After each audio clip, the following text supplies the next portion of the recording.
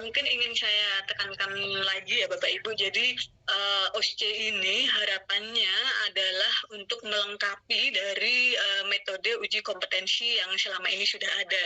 Jadi dengan adanya CBT UKNI itu dengan melihat aspek dari kognitif, sehingga diharapkan kalau kita melihat pada target kompetensi itu kan ada kognitif, psikomotor dan juga afektif. Nah, harapannya OSCE ini nanti bisa terutama untuk melihat kompetensi dari aspek psikomotor dan afektif.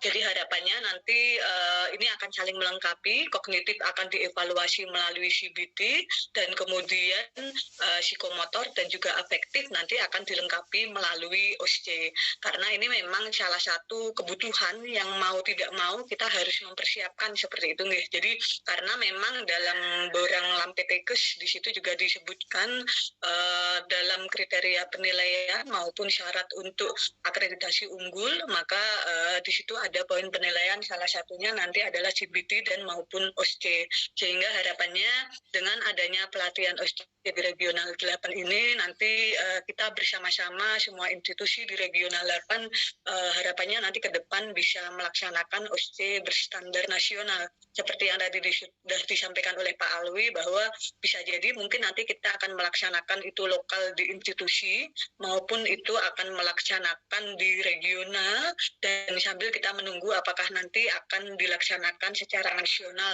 Waktunya juga kita masih menunggu ya Bapak Ibu. Kemudian juga yang mungkin perlu kita pahami bersama bahwa OSCE ini kan memang mengevaluasi dari aspek psikomotor dan afektif. Jadi nanti sebenarnya mahasiswa pada saat praktek profesi di rumah sakit itu kan mereka juga sudah melakukan banyak sekali skill, keterampilan, menemukan banyak sekali kasus, sehingga harapannya nanti kasus-kasus yang kemudian dibuat untuk soal OSCE ini adalah kasus-kasus yang memang sering ditemukan oleh mahasiswa selama mereka profesi. Nah, jadi harapannya mereka sudah sering melakukan pada saat profesi, sehingga pada saat OSCE standar nasional ini ya tanda kutip seperti mengevaluasi, menguji kemampuan mereka setelah tempaan selama 1 tahun di rumah sakit selama praktek profesi. Jadi harapannya ya mereka mahasiswa kita sudah familiar dengan skill-skill atau apa ya istilahnya soal OSCE tersebut, atau skill-skill yang kemudian diujikan seperti itu. Walaupun untuk memilih skill yang kemudian akan diujikan ada beberapa yang kemudian bisa menjadi rujukan atau rekomendasi kita. Salah satunya seperti di KMK. Di KMK itu yang terdapat ratusan dari skill kompetensi, tapi yang kemudian bisa kita pilih adalah yang level 4, 3 atau 4 ya. 3 dan 3 atau 4. Nah, nanti saya lihatkan juga. Tadi Pak Alwi juga sudah memperlihatkan.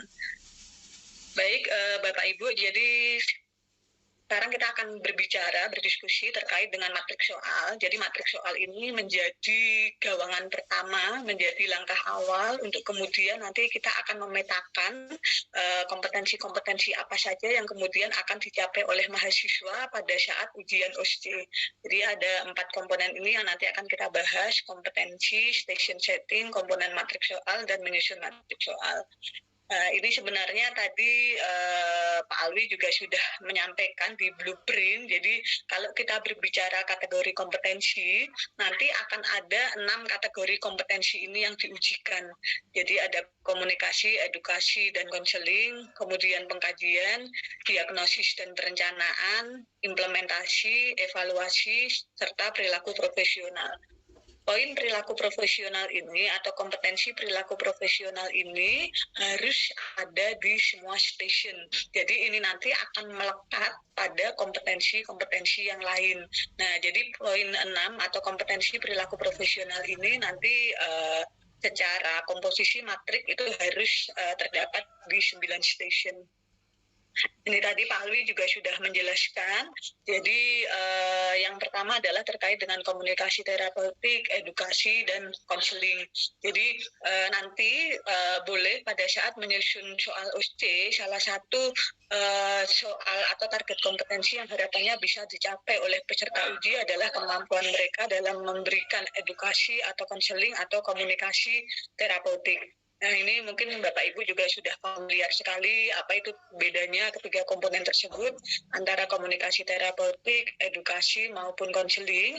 Ini saya ambil dari buku Blueprint OSCE. Di situ juga sudah disebutkan bahwa kalau komunikasi terapeutik itu adalah kemampuan menyampaikan pesan secara verbal, nonverbal tentang perawatan, kesehatan klien dari perawat kepada klien maupun keluarga serta tim kesehatan yang lain.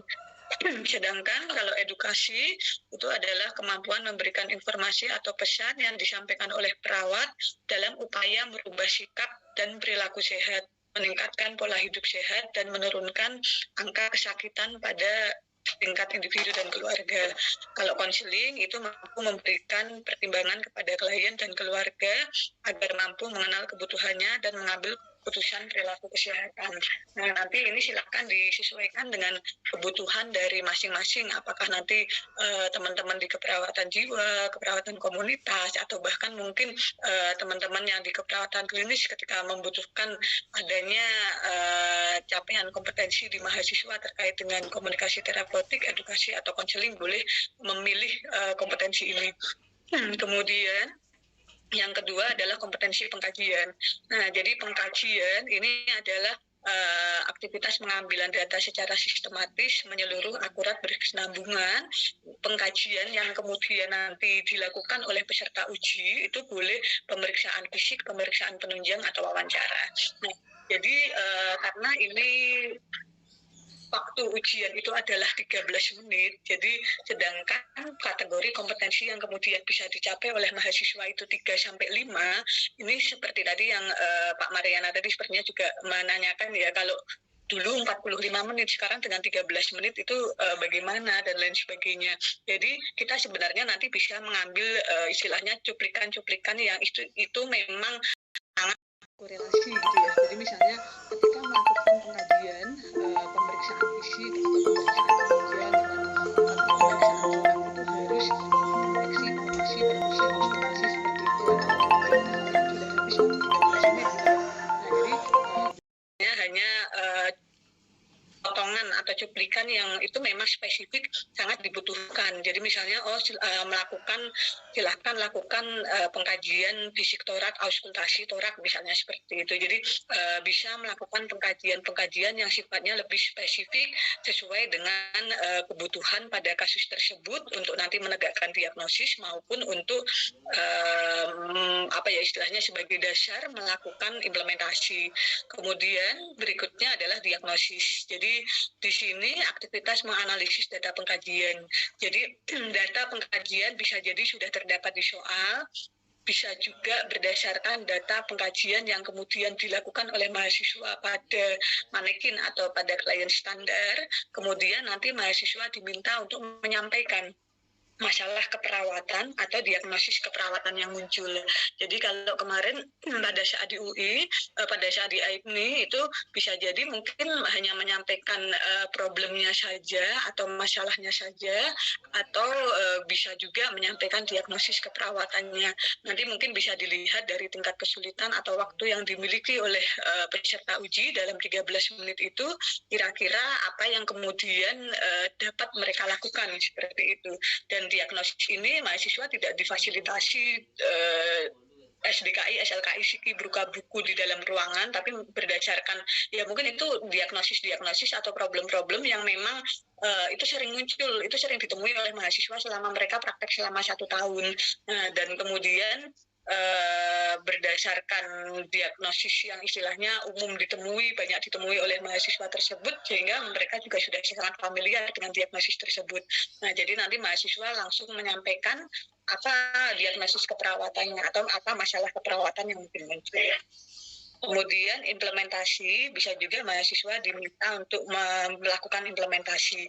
Jadi Bapak Ibu semuanya, jadi memang pada istilahnya OSCE ini yang membedakan dengan CBT. Jadi mungkin seperti tadi sudah disampaikan pembicara sebelumnya, mungkin ada beberapa kategori kompetensi di sini yang kemudian itu masih bisa dievaluasi dengan CBT, seperti misalnya diagnosis gitu ya. Diagnosis itu masih bisa dievaluasi dengan CBT, tapi boleh nggak kalau kemudian nanti masuk dalam dalam kompetensi yang akan diujikan di OSCE boleh, tapi mungkin skor dari kompetensinya itu tidak besar. Jadi ada pun core kompetensi terbesar bisa jadi mungkin nanti ada pada implementasi atau pengkajian atau evaluasi. Ya monggo nanti silahkan mana sih yang akan dipilih sebagai core kompetensi. Core kompetensi itu kompetensi utama. Jadi kompetensi utama itu nanti yang akan menjadi bobot tertinggi, misalnya 50% dari bobot total, atau dia memiliki bobot tertinggi dibandingkan kompetensi yang lain yang diujikan, itu nanti bisa ditentukan oleh Bapak Ibu pada saat membuat soal. Biasanya pada tahap implementasi ini yang kemudian bisa jadi nanti akan menduduki core kompetensi yang paling tinggi. Misalnya pasien diminta melakukan RCP atau pasien diminta peserta uji diminta melakukan RCP, peserta uji diminta memasang kateter dan lain sebagainya. Itu sebagai core kompetensi yang kemudian itu diuji sebagai kompetensi utama di stasiun tersebut, maka skornya adalah besar. Nah, jadi di sini aktivitas pengimplementasian dari tindakan yang diidentifikasi pada rencana asuhan keperawatan. Kemudian evaluasi di sini adalah aktivitas menilai perkembangan kesehatan klien terhadap tindakan dalam mencapai tujuan. Nah, jadi ini juga evaluasi bisa disampaikan atau juga bisa dilakukan pada pasien. Jadi tergantung nanti perintah soal dari Bapak Ibunya. Kemudian ada perilaku profesional. Jadi perilaku profesional ini bisa berdasarkan kaidah etik, norma, budaya, atau berdasarkan standar profesional. Jadi poin ini yang kemudian nanti harus selalu ada dalam setiap komponen dari kategori kompetensi. Kemudian selanjutnya adalah kompetensi klinik utama. Jadi nanti untuk OSCE itu kan kemarin ada 11 station yang mana 2 station adalah 2 station istirahat, sehingga ada 9 station yang aktif. Nah, 9 station aktif itu nanti untuk menilai kompetensi klinik utama. Kompetensi klinik utama ini merujuk dari kompetensi kebutuhan dasar manusia. Jadi ada 9 kebutuhan dasar manusia yang kemudian sudah ditentukan dari blueprint yang kemudian nanti akan diujikan. Jadi nanti ada oksigenasi, sirkulasi, cairan dan elektrolit, nutrisi, aman nyaman, psikososial, eliminasi, aktivitas dan istirahat, sama seksual dan reproduksi. Nah, jadi ini berhubung jumlah kompetensi KDM-nya juga pas 9 gitu ya Bapak Ibu. Jadi 9 kompetensi KDM ini bisa langsung nanti disebar pada 9 station yang aktif. Nah, jadi dan ini urutannya apakah harus seperti ini? Tidak. Jadi 9 kompetensi KDM ini mau diurutkan 1 oksigenasi boleh, 1 nutrisi boleh, 1 eliminasi boleh, silahkan. Jadi yang penting dari 9 station tersebut ada 9 kompetensi KDM ini. Dan mungkin kompetensi KDM ini juga ada yang mungkin perlu kita lihat bahwa ini adalah kompetensi yang spesifik untuk disiplin ilmu tertentu seperti itu ya. Jadi misalnya seperti seksual dan reproduksi. Nah, seksual dan reproduksi ini kan memang spesifik untuk maternitas. Nah, jadi jangan sampai maternitas itu justru malah diambilnya aman-nyaman, nyeri postpartum misalnya, post-op SD misalnya. Nah, padahal ada yang lebih spesifik dari maternitas yaitu pada seksual dan reproduksi misalnya seperti itu. Jadi ada beberapa kompetensi KDM yang itu memang spesifik pada disiplin ilmu tertentu, yaitu sebaiknya nanti ya dimasukkan untuk disiplin ilmu tersebut. Jadi seperti seksual dan reproduksi. Misalnya juga seperti psikososial. Nah, psikososial ini juga mungkin akan lebih spesifik untuk disiplin ilmu keperawatan jiwa. Nah, jadi nanti ini mungkin lebih pas kalau dimasukkan psikososial dalam keperawatan jiwa. Nah, sedangkan untuk disiplin ilmu yang lain seperti KMB, anak, gawat darurat, misalnya itu nanti bisa dipilih berdasarkan kasus yang mungkin paling sering ditemui ketika mahasiswa profesi. Nah, jadi kalau kasus anak itu paling sering menemui kompetensi kebutuhan dasar manusia yang tidak terpenuhi itu kompetensi yang mana. Nah, itu nanti bisa dipilih sesuai dengan kondisi yang sering ditemukan di rumah sakit atau sering ditemukan di komunitas, di lapangan, terkait dengan kebutuhan dasar manusia yang tidak terpenuhi selama mereka berprofesi.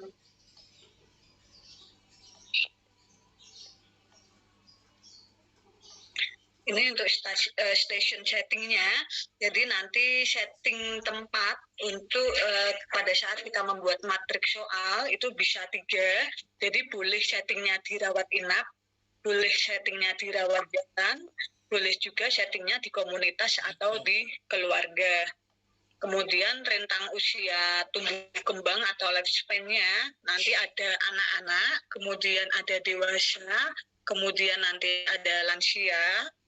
Kemudian untuk komponen yang lain adalah nanti kita akan mengidentifikasi apakah di stasiun tersebut dibutuhkan adanya klien standar atau laboran atau asisten alat.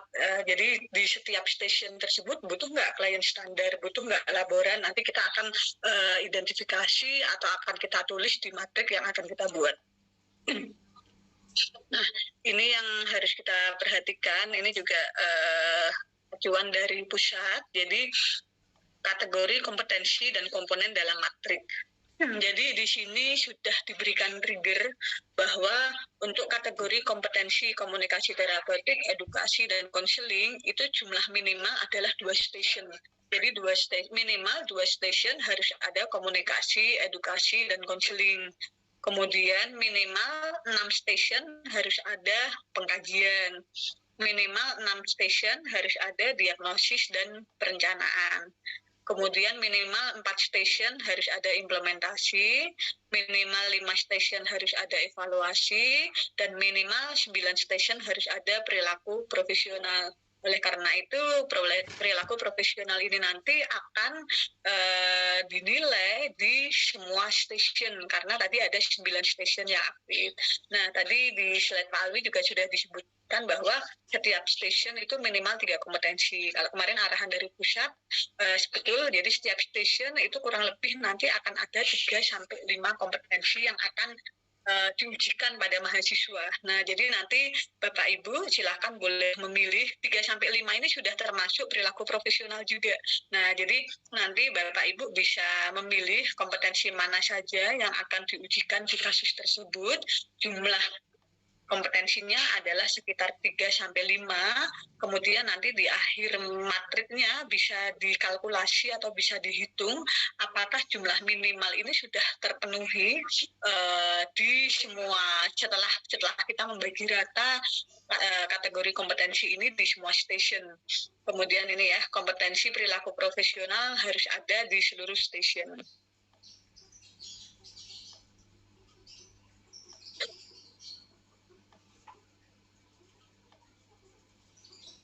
Ini kemudian untuk komponen matrik tambahan yang lain, jadi klien standar, nanti klien standar itu ada 6 klien standar. Jadi kemarin kalau tidak salah jumlah bed ganda itu ada 6 ya. Jadi nanti kalau klien standar bisa jadi nanti dia butuh managing juga, bisa jadi tidak. Nanti silahkan dianalisis berdasarkan kebutuhan, tapi dari 9 stasiun tersebut, kalau berdasarkan blueprint itu dibutuhkan adanya 6 klien standar. Nah, jadi nanti bisa menyediakan klien standar, nanti bisa dibagi sesuai dengan kebutuhan stasiun mana saja yang membutuhkan klien standar. Kemudian untuk setting pelayanannya, di sini juga sudah dibagi. Jadi untuk gawat darurat nanti akan ada 2 stasiun. Kemudian untuk rawat jalan atau rawat inap ada 6 stasiun. Kemudian untuk komunitas atau keluarga ada 1 stasiun. Nah, jadi nanti otomatis untuk keperawatan komunitas atau keperawatan keluarga nanti akan ada 1 stasiun. Kemudian untuk keperawatan gawat darurat akan ada 2 stasiun.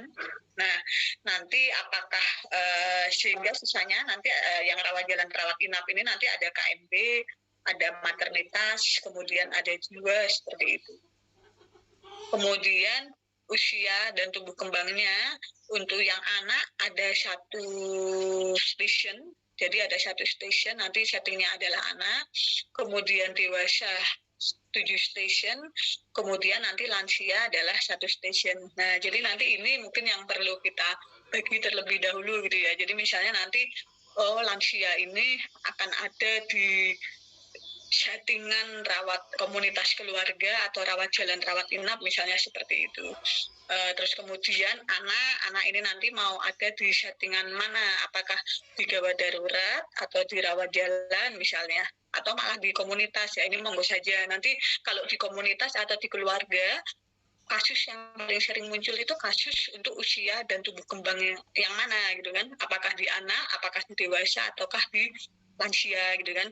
Kemudian tadi kan seksual dan reproduksi ada satu ya, seksual dan reproduksi ada satu, kemudian tadi jiwa ada satu, jadi nanti itu akan masuk pada lifespan yang mana.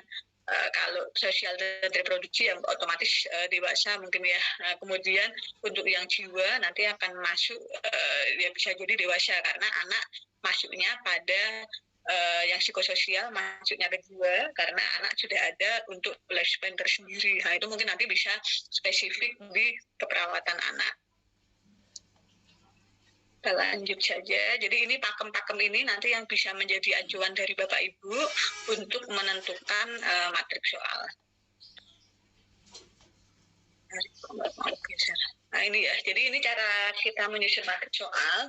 Jadi nanti setelah ini Bapak Ibu akan berdiskusi sampai jam 12 siang untuk menyusun matrik soal. Jadi matrik soal ini nanti tidak akan diberikan pada peserta ataupun yang lain. Jadi matrik soal ini nanti kalau pelaksanaan OSCE-nya itu masih di level lokal, nah jadi misalnya di institusi, untuk memudahkan nanti Bapak Ibu semua atau tim itu mengerjakan atau membuat soalnya supaya istilahnya sudah terbahas, sudah terencanakan, maka langkah pertama sebelum membuat soal itu adalah menyusun matrik soal. Jadi dari matrik soal ini nanti kita bisa mengetahui pembagian dari semua istilahnya komponen matrik ini, apakah semuanya sudah terpenuhi atau belum. Jadi yang pertama di sini ada 11 station 1 sampai station 11. Kemudian nanti station 5 dan station 11 adalah station istirahat. Kemudian yang pertama kita isi adalah terkait dengan kategori kebutuhan dasar. Nah, kategori kebutuhan dasar itu tadi ada 9 kebutuhan dasar. Ada 9 kebutuhan dasar itu silahkan nanti bisa dibagi di sini urutannya, apakah seperti ini, tidak harus seperti ini. Jadi urutannya silahkan monggo saja akan seperti apa. Yang penting 9 kebutuhan dasar tersebut terbagi dalam 9 station seperti yang tertulis atau seperti yang terlihat pada tabel tersebut. Kemudian yang kedua adalah lifespan. Lifespan tadi yang tergawangi adalah anak 1, lansia 1, sisanya adalah dewasa. Nah, jadi misalnya kasus anak itu banyaknya di mana? Di nutrisi kah, atau eliminasi kah, atau aman nyaman, atau apa. Nah, jadi Bapak Ibu bisa memilih lifespan anak di mana saja sesuai dengan kebutuhan, sesuai dengan kondisi yang mungkin banyak ditemui. Kemudian juga lansia mungkin bisa dipilih terlebih dahulu kebutuhan dasar mana yang mungkin banyak ditemui, masalah yang ditemui pada lansia, baru kemudian nanti sisanya bisa dimasukkan lifespan yang dewasa. Kemudian untuk kelompok keilmuan ini mungkin bisa diisi terlebih dahulu untuk kelompok keilmuan yang spesifik pada kategori kebutuhan dasarnya. Jadi misalnya seksual reproduksi dia spesifik untuk maternitas, ya berikan saja pada maternitas. Nah, jadi jangan aman dan nyaman diberikan pada maternitas, nyeri pos SC ya, itu nanti nggak ada bedanya dengan yang lain gitu kan. Nah, jadi keilmuan ini tuliskan sesuai dengan untuk beberapa keilmuan yang memang spesifik kebutuhan dasarnya, memang dia ciri khas untuk keilmuan tersebut, maka kita bisa pilihkan terlebih dahulu. Jadi misalnya seperti seksual reproduksi, dia masuk pada maternitas. Kemudian psikososial, dia masuk pada jiwa. Nah, ini nanti tinggal kita bagi untuk KMB. Kalau tadi anak kan sudah jelas ya, tadi sudah diputuskan lifespan anak ada di anak, berarti kelompok keilmuannya adalah anak. Maka selanjutnya diputuskan mana yang KMB, IGD, dan juga komunitas. Nah, jadi Oh, kalau dari kasus-kasus yang tadi, apakah komunitas itu harus lansia, aktivitas dan istirahat? Ya tidak harus. Jadi kalau misalnya mau dewasa ya nggak apa-apa, mau kebutuhan dasar yang lain ya nggak apa-apa. Tapi kembali lagi, yang sering ditemui di komunitas itu kasus apa? Apakah mungkin perawatan pada lansia dengan stroke dan lain sebagainya, atau sekarang juga aktivitas dan istirahat banyak juga kok yang dewasa stroke dan lain sebagainya, itu juga masuk di komunitas, ya monggo saja. Jadi ini nanti silahkan dibagi. Yang pasti di sini nanti ada komunitas, karena tadi setting komunitasnya ada 1, kemudian setting UGD-nya 2. Nah, jadi otomatis di sini nanti IGD ada di 2 tempat, kemudian komunitas ada di 1 tempat, sisanya ada KMB.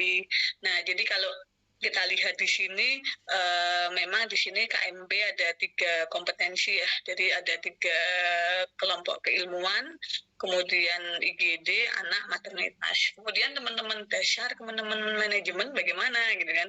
Nah, ya nanti teman-teman dasar bisa bantu di KMB. Kalau di manajemen, ini memang tidak masuk dalam skill yang kemudian di OSC-kan seperti itu. Nah, jadi sesuai dengan matrik yang tadi, jadi setting pelayanannya adalah di gawat darurat, rawat jalan, kemudian komunitas. Ini jadi settingnya adalah di gawat darurat ada 2. Nah, jadi nanti bisa, jadi kelompok keilmuan dan setting ini sangat berhubungan erat, jadi bisa memilih mana kasus-kasus gawat darurat yang sering muncul, sering terjadi, sehingga bisa dipaskan, bisa disamakan antara kelompok keilmuan dan settingnya. Kemudian untuk yang KMB nanti silahkan boleh dirawat inap maupun rawat jalan, walaupun mungkin kebanyakan mahasiswa juga kasusnya atau prakteknya dirawat inap begitu ya. Nah, mungkin kalau ada yang dirawat jalan silahkan secara blueprint diperbolehkan setting dirawat jalan juga. Kemudian keluarga dan komunitas itu ada 1 setting, jadi 1 setting boleh menempatkan di keluarga dan di komunitas. Kemudian kategori kompetensi ini nanti Bapak Ibu bisa menuliskan 3-5 kategori kompetensi, yang mana kategori kompetensi ke-6 terkait dengan perilaku profesional itu harus ada di semua station. Nah, jadi nanti bisa misalnya ditulis terlebih dahulu kategori kompetensi yang nomor 6, nah itu harus ada di semua station. Nah, ini nanti ini sebenarnya bisa maju mundur juga ya. Jadi misalnya nanti ditentukan dulu skill utamanya mau apa, kemudian apa kategori kompetensi tambahan yang akan dicapai gitu kan, atau mau dibagi rata sini dulu juga boleh. Jadi kan kalau kita berbicara skill kategori kompetensi 1, nah ini ya, kategori kompetensi itu nomornya yang ini Bapak Ibu. Jadi 1, 2, 3, 4, 5, 6. 1 komunikasi edukasi konseling, 2 pengkajian, 3 diagnosis dan perencanaan, 4 implementasi, 5 evaluasi, 6 perilaku profesional. Nah, jadi misalnya komunikasi edukasi konseling itu ada 2 kompetensi, ada minimal di 2 tempat gitu ya. Nah, jadi ini diletakkan di nutrisi anak sama ada di psikososial dewasa. Nah, jadi terutama misalnya jiwa, kalau jiwa perlu yang namanya komunikasi, edukasi, konseling, karena itu kunci utama dari jiwa misalnya. Ya silahkan saja. Jadi kategori kompetensi 1 nanti mau ditaruh di mana. Kemudian kategori kompetensi 2. Kalau kategori kompetensi 2 di sini jumlah minimalnya harus ada di 6 station, kemudian dibagi. Kategori kompetensi 2 ada di station berapa saja, dibagi. Kemudian kategori kompetensi 3. Kategori kompetensi 3 di sini harus ada minimal di 6 station juga. Kategori kompetensi 4 ada di 4 station, kategori kompetensi 5 ada di 5 station.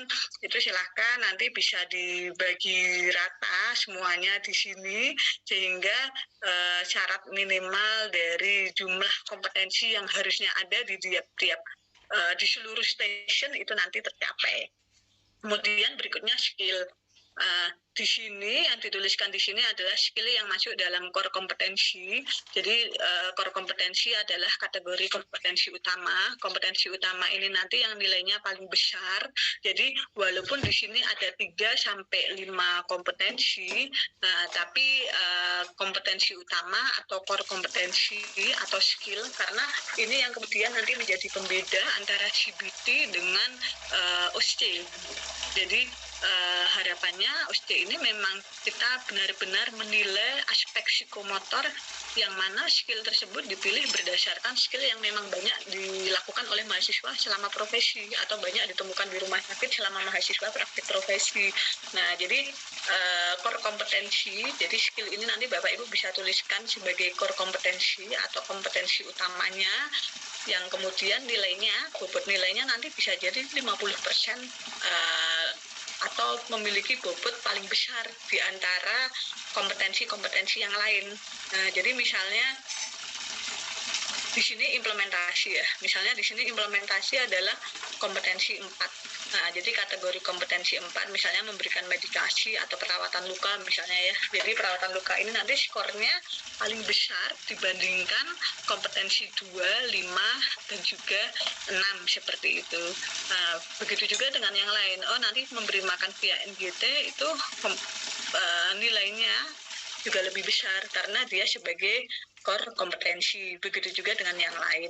Nah, kalau kemarin nanti saya berikan tunjukkan contohnya. Kalau kemarin kami di UMY pada saat membuat skill ini kami langsung tuliskan semuanya sehingga harapannya itu bisa membantu pembuat soal pada saat menentukan soal. Jadi misalnya di core kompetensi atau di target kompetensi 2 itu tindakannya apa, 4 apa, 5 apa, 6 apa. Jadi semua pertanyaan soal atau semua tugas yang akan diberikan pada peserta uji itu sudah kita tuliskan di sini. Tapi setidaknya ini sebenarnya tidak ada acuan wajibnya seperti apa, tidak ada. Jadi ini monggo saja minimal Bapak Ibu nanti pada skill ini adalah menuliskan core kompetensinya. Jadi menuliskan kompetensi utamanya apa yang akan dilakukan oleh peserta uji yang menduduki nilai paling tinggi, yang memang secara aspek psikomotor atau aspek skill dia diberikan nilai paling besar. Nah, jadi contohnya nutrisi, memberi makan via NGT, kemudian seksual reproduksi, perineal higien, sirkulasi RGP, eliminasi di sini mungkin pemasangan kateter, 7 ini mungkin manajemen halusinasi, terus aktivitas istirahat, edukasi menggunakan alat bantu gerak mungkin, terus kemudian 9 oksigen, memberikan terapi oksigen, kemudian cairan elektrolit, ini di sini ada pasang infus. Kemudian ini pasien klien standar, jadi Bapak Ibu nanti bisa menuliskan kebutuhan akan klien standarnya. Jadi apakah perempuan ataukah laki-laki? Kalau perempuan P, laki-laki L. Kemudian nanti di sini dituliskan usianya berapa, seperti itu. Kemudian tadi disebutkan bahwa klien standar itu adalah jumlahnya 6. Nah, jadi nanti silahkan Bapak Ibu bisa pilih stasiun mana saja yang membutuhkan klien standar. Ada sebanyak 6 stasiun yang menggunakan klien standar. Untuk stasiun dengan lifespan anak, nanti klien standarnya adalah orang tua. Jadi ini nanti bisa jadi akan menjawab hasil pertanyaan-pertanyaan pengkajian atau evaluasi atau pada saat intervensi dari peserta uji, nanti yang menjawab adalah orang tuanya. Jadi klien standar untuk kelompok keilmuan anak adalah orang tua. Kemudian manekin di sini nanti silahkan diidentifikasi apakah pada stasiun tersebut dibutuhkan adanya manekin atau tidak, seperti itu. Nah, jadi di sini tertulis ada beberapa yang kemudian dibutuhkan manekin sesuai, mungkin ini boleh nggak dituliskan spesifik manekin apa yang dibutuhkan, silahkan. Ini boleh juga misalnya ditambahkan keterangan manekin apa yang spesifik yang akan dibutuhkan, misalnya monggo saja. Kemudian ini kebutuhan laboran di dalam stasiun tersebut. Nah, jadi kemarin kalau tidak salah seperti ini ya sempat menanyakan nanti yang melepas infusnya siapa, tugasnya apakah sampai melepas infus dan lain sebagainya. Nah, itu nanti disesuaikan dengan kebutuhan. Kalau memang mahasiswa mungkin tugasnya hanya memasang infus saja, ya nanti berarti Pak Infus sudah terpasang, mungkin hanya sampai evaluasi tetesan misalnya, tapi tidak sampai melepas infus ya nggak apa-apa. Nanti tugas laboran lah yang kemudian nanti akan merapikan dan juga menyiapkan alat kembali untuk mahasiswa berikutnya untuk peserta uji berikutnya. Nah, jadi nanti Bapak Ibu bisa mengidentifikasi kira-kira ruangan mana sajakah yang kemudian dibutuhkan adanya asisten alat atau dibutuhkan adanya laboran di masing-masing station untuk membantu seperti misalnya merapikan alat, menyiapkan alat berikutnya gitu ya. Sehingga itu tidak perlu dilakukan oleh penguji maupun oleh klien standar. Kecuali mungkin merapikannya tidak begitu signifikan gitu ya, tidak ribet banget gitu ya. Jadi misalnya, apakah kalau RJP itu dibutuhkan tidak laboran gitu ya.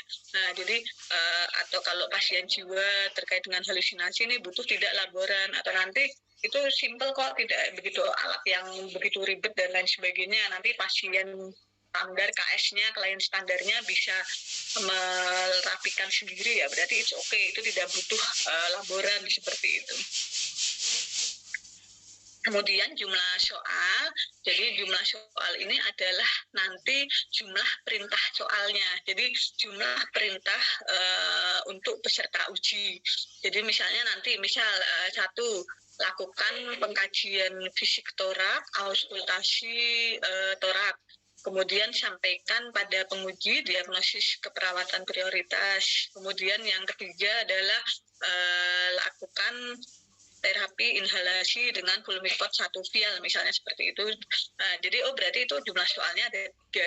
Nah, jadi perilaku profesional tidak perlu dituliskan sebagai jumlah soal karena itu nanti sudah akan melekat di semua komponen, tapi jumlah soal di sini Bapak Ibu tuliskan berdasarkan akan ada berapa perintah yang kemudian diberikan kepada peserta uji yang harus dilakukan oleh peserta uji.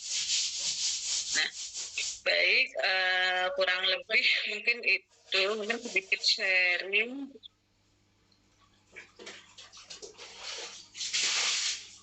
Nah, ini bisa juga untuk ini ya, ini mungkin bentuk lain saja, tapi monggo saja nanti. Jadi skill, kalau kami di UMG itu sempat mencoba skillnya itu misalnya ada 3 perintah, itu nanti langsung sudah kita tuliskan secara spesifik di sini apa saja yang harus dilakukan oleh peserta uji. Itu pada saat membuat matriks soal sudah kita spesifikkan, tapi yang menjadi core kompetensi itu kita sebutkan. Jadi kita beri kita beri tebal sehingga harapannya ini tetap menjadi acuan. Jadi dengan adanya spesifik seperti ini bisa membantu penulis soal juga untuk membuat pada saat nantinya membuat soal. Nah, nanti monggo nanti pada saat diskusi di kelompok, kalau misalnya waktunya nanti cukup setelah ini, nanti Bapak Ibu memiliki waktu sampai jam, nanti kita lihat apakah 11.30 sudah selesai. Kalau sudah 11.30 sudah selesai, nanti kita bisa kembali lagi ke main room untuk kita mempresentasikan. Ya, jadi setidaknya nanti yang wajib dikerjakan adalah skill utama, tapi nanti kalau masih memiliki waktu, boleh ditambahkan skill yang lain atau kompetensi yang lain berdasarkan jumlah soal. Di draft juga sudah kita lampirkan terkait dengan KMK ini ya, terkait dengan standar profesi perawat, terkait dengan pilihan-pilihan skill yang kemudian nanti bisa Bapak Ibu pilih, dan di sini yang dipilih skill profesi dengan level kompetensi 3 sampai 4, 3 atau 4. Jadi nanti ini hanya sebagai acuan saja, kira-kira kompetensi mana yang kemudian nanti bisa kita pilih untuk saya belum share screen lagi ya.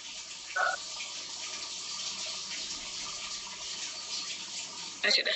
Ya, jadi yang bisa dipilih Dan ini nanti kembali lagi disesuaikan dengan skill yang mungkin memang sering didapatkan oleh mahasiswa ketika praktek profesi seperti itu, sehingga harapannya ya mereka memang sudah familiar dengan dengan skill atau kompetensi tersebut. Baik, nanti setelah ini kita akan melakukan diskusi di kelompok kecil. Nanti akan ada 8 kelompok, yang mana tiap kelompok kurang lebih sekitar 9 sampai 10 peserta. Nanti tugas pada siang hari ini, diskusi kelompok pada ini langsung terdiri dari berbagai disiplin ilmu, dari berbagai departemen. Insya Allah merata, semua departemen, tiap kelompok ada semua departemen. Jadi nanti Bapak Ibu silahkan bisa masuk di breakout room sesuai dengan pembagian kelompok yang sudah ditentukan. Kemudian untuk tugasnya mungkin saya overviewkan sebentar sebelum nanti kita masuk diskusi.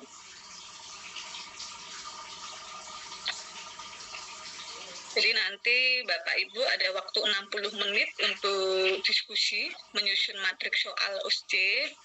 Outcome-nya adalah tersusunnya matriks soal OSC dalam bentuk PPT. Nanti waktunya sekitar 60 menit.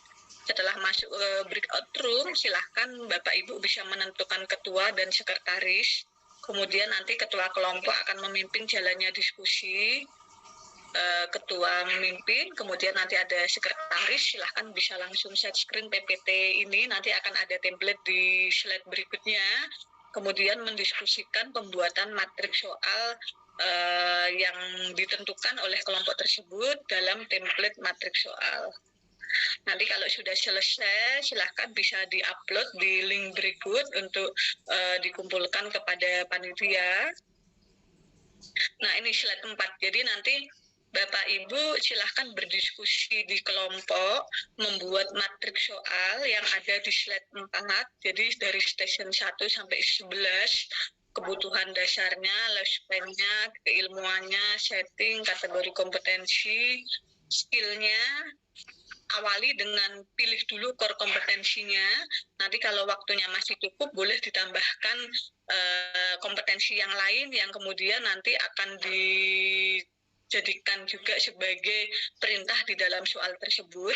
Kemudian apakah membutuhkan klien standar, membutuhkan manekin, membutuhkan laboran, sama berapa jumlah soal di station tersebut.